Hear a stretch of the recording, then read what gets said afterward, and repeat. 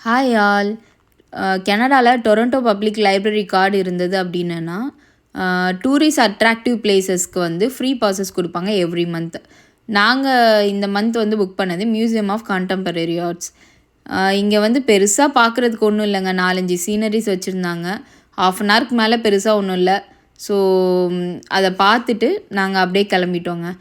அங்கே போயிட்டு வந்த வைப்போட ரொம்ப நாள் வாங்கி வச்சிருந்த கேன்வாஷ் பெயிண்டிங் ஒன்று இருந்ததுங்க. அது கலர் அடிக்கலாம்னு சொல்லிட்டு எடுத்து ஆரம்பிச்சிட்டேன்.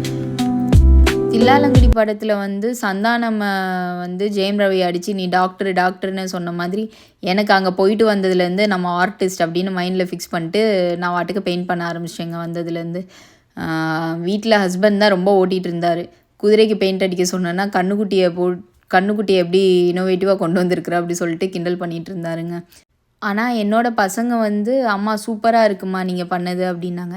யாருக்கு பிடிச்சிருக்கோ இல்லையோ என் பசங்களுக்கு பிடிச்சிருக்கோ அவங்கள ஆர்டிஸ்ட்டுன்னு நம்ப வச்சிட்டேன்.